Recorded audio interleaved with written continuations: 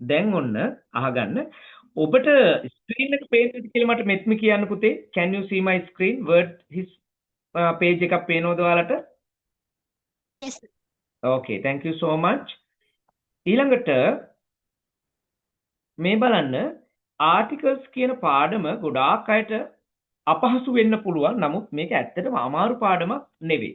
Articles කියන එකෙන් කියන්නේ සිංහලෙන් තේරුම ගත්තොත් අව්‍ය පද. පුතේ අපි අහලා තියෙනව නේද? දැන් මේ බලන්න මම එක්සැම්පල් එකකින් ඔයාලට පෙන්නනවා BOY boy. boy කියන්නේ පිරිමි ළමයාට. boy කියන්නේ කාටද? පිරිමි ළමයා. එතකොට පිරිමි ළමයා කියන එකට boy කියලා අපි කියනවා. ඒක ප්‍රශ්නයක් නෑ.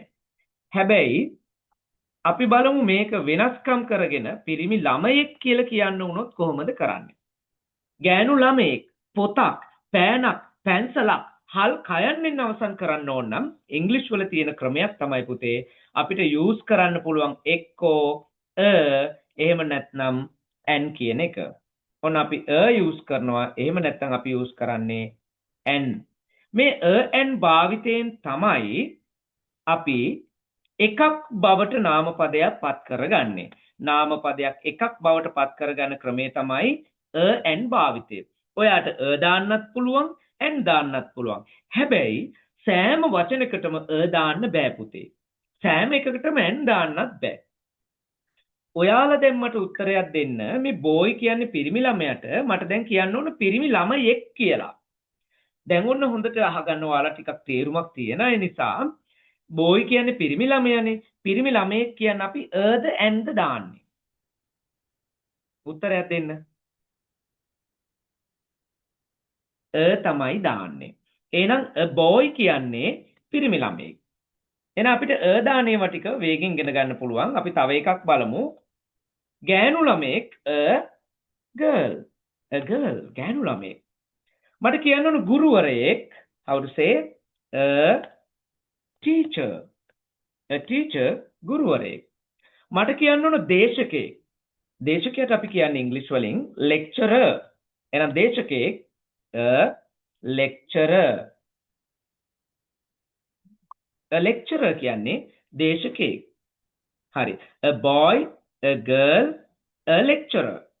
මෙන්න මේ කියන එක දැම්මට පස්සේ මේ noun එක එකක් බවට පත් වුණා.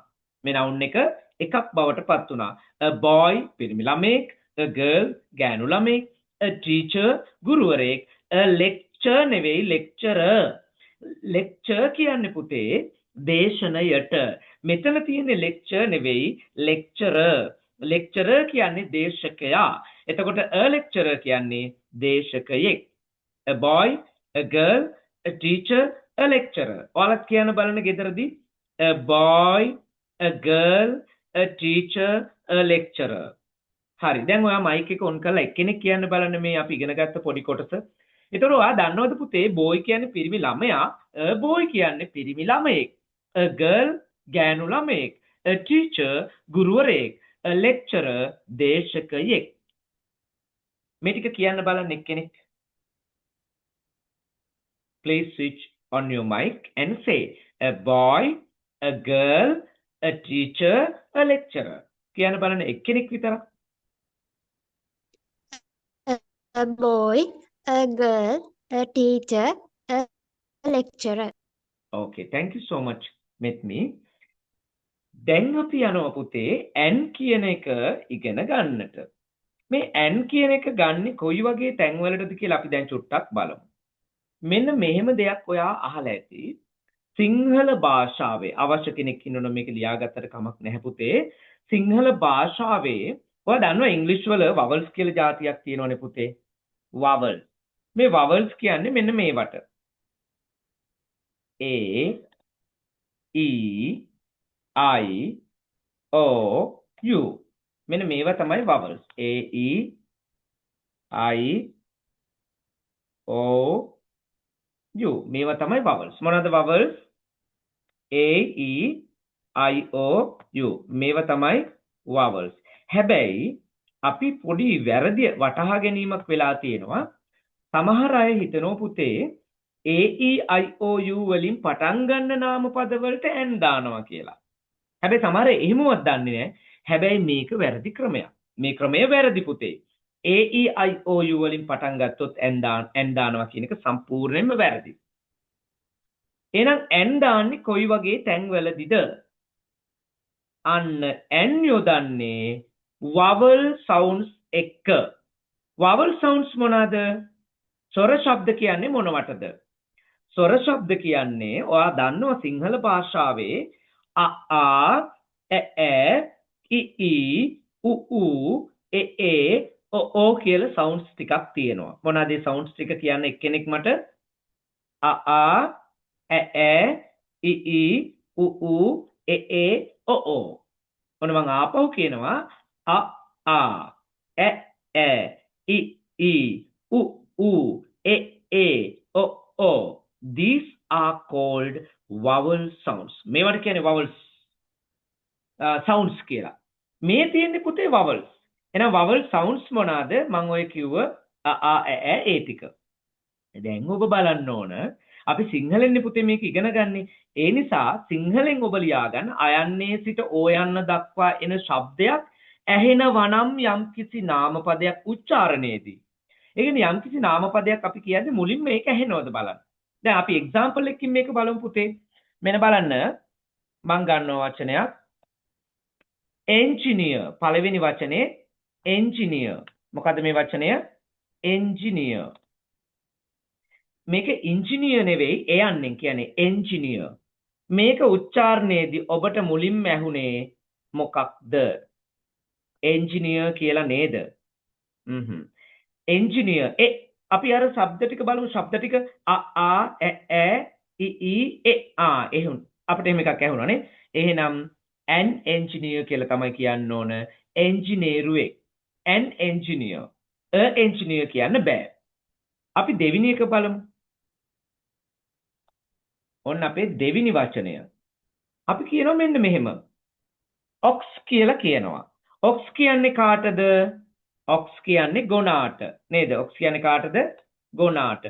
එහෙනම් දැන් ගොනෙක් කියලා කියද්දී ඔබ n තමයි දාන්න ඕන. අපි n දාන්න ඕන කියලා තීරණය කරගත්තේ කොහොමද පුතේ? අන්න n දාන්න ඕන කියලා අපි තීරණය කරගන්නේ පුතේ මේ ox කියන එකේ මුලින්ම අපිට ඇහුණු ශබ්දය තමයි o. මේ o අකුර තියෙන නිසා නෙවෙයි පුතේ. o කියලා ඇහුණානේ ox කියද්දී. ස්වර ශබ්දයක් අපිට ඇහුණා. ඒ නිසා anox ගොනෙක්. an engineer an ox. ඊළඟ එකත් අපි බලමු පුතේ. ඊළඟට අපි එකක් ගන්නවා මෙන්න. අපි ගමු මෙහෙම වචනයක්. SMS. SMS එකක්. මම ඔයාලට එවන්නම් SMS එකක්. හරි SMS එකක්. අන්න එතනදී පුතේ SMS කියන්නේ short message service. හැබැයි දැන් අපි කෙටියෙන් කියන්නේ SMS කියලා. එච්චරයි. වෙන වචනයක් අපිට නැහැ. අන්න එතකොට ඔබ දැන් දාන්නේ ද and කියලා මට කියන්න. එක්කෙනෙක් කියන මයික් එක ඔන් කරලා. ද and.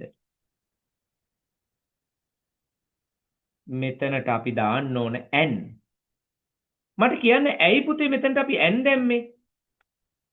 පුතේ මුලට තියෙන අකුර අපිට වැදගත් නෑ. මේ a e i o u අකුරු කියලා බලනවද අපි? නෑ මේ අකුර තියෙනවද කියලා අපි බලන්නේ නැහැ. ඒ ක්‍රමේ වැරදි. ඔන්න ඒක මං වැරදි කියලා දැම්මා. ඒක වැරදි.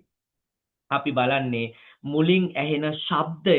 බලන්න SMS කියනකොට මුලින්ම ඔයාට ඇහෙන්නේ e කියලා නේද? e කියලා නේද?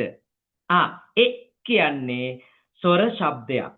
එන ස්වර ශබ්දයක් මුලින් ඇහුන නිසා අපි මෙතන NSMS කියලා තමයි කියන්නේ. SMS එකක්. තව ඔයාට මම දන්න උදාහරණයක් ඔයාලා හොඳින් දන්න උදාහරණයක් කියන්නම්. ඒකෙමුත් ඔයා අදහසක් ගන්න බලන්න. මෙන්න අපි බලමු තවත් එක්සැම්පල් එකක්.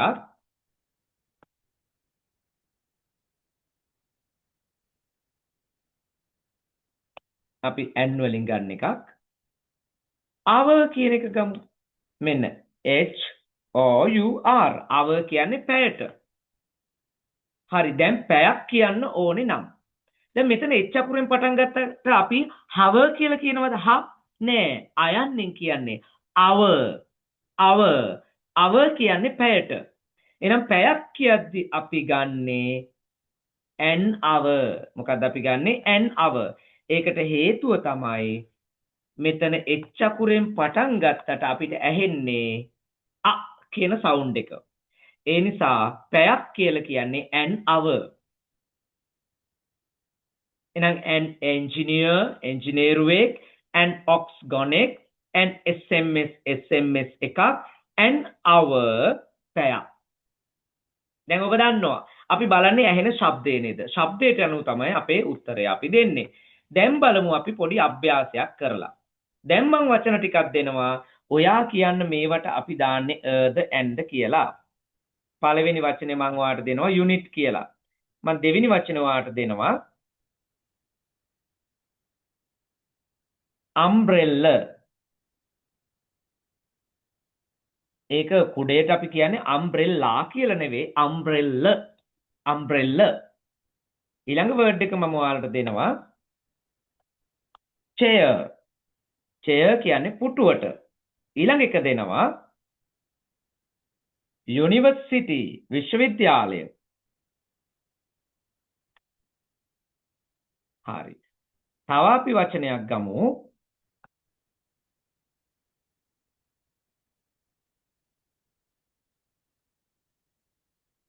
එයා hostess. ගුවන් සේවිකාවට ඉංග්‍රීසි වලින් අපි කියන්නේ එයා hostess කියලා. අපි ඊළඟ වචනේ බලමු. එයා hostess කියන්නේ ගුවන් සේවිකාව. අපි තව වචනයක් ගන්නවා. මෙන්න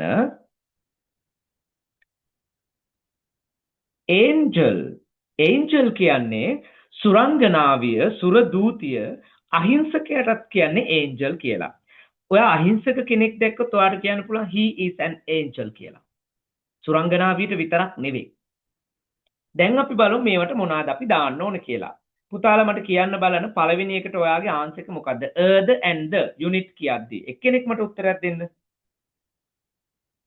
unit කියන්නේ ඒකකය. පාඩමටත් unit කියලානේ කියන්නේ. පාඩමක් එහෙම නැත්නම් ඒකකයක්. මොකද්ද ඔයා දාන්න ඕන?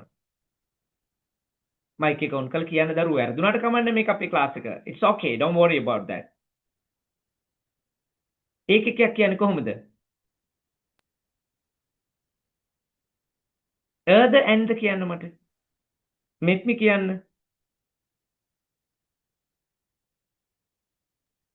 unit unit.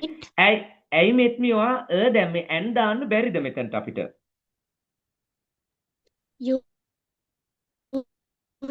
ශබ්දේන නිසා තමයි දාන්නේ.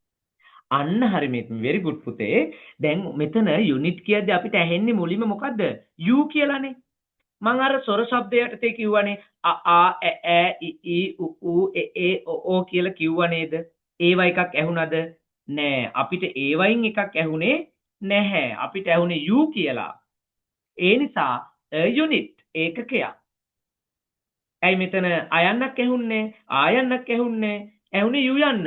u කියලා ස්වරයක් නැහැනේ පුතේ. ඒ නිසා unit ස්වර ශබ්දයක් නැහැනේ. ස්වර ශබ්දයක් තිබුණොත් තමයි n දාන්නේ. දෙවෙනි එක බලන්න umbrella. දැන් මේකට ඔයාලා දෙන උත්තරේ මොකද්ද? umbrella ද an umbrella ද?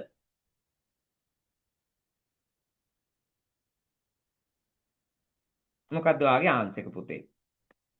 බය නැතු කියන්න ඔයාලා කවුරු හරි දන්නවනම්. an umbrella. very good met me. ඇයි අපි මෙතන an umbrella කියන්නේ මොකද්ද හේතුව පුතේ? අයන්න අ කියලා ස්වර ශබ්දයක් ඇහුණා. මම අර කිව්වේ ඒව ඇහුණා. ඒව එකක් ඇහෙනවා නම් n තමයි දාන්න ඕන පුතේ. එහෙනම් ඔයාට දැන් තේරෙනව නේද? මුලට තියෙන අකුර මත නෙවෙයි නේද n දාන්නේ. එහෙම දානෝ නම් පළවෙනි වචන දෙකම u අකුරෙන් පටන් අරන් තියෙන්නේ. එකක් unit අනික an umbrella. unit an umbrella. unit ඒකකයක් an umbrella කුඩයක්. එහෙනම් ඔයාට පේනවා දෙකම u අකුරෙන් නමුත් භාවිතය වෙනස්. අපි බලන්නේ මුලින් ඇහෙන එක ස්වර ශබ්දයක්ද කියලා.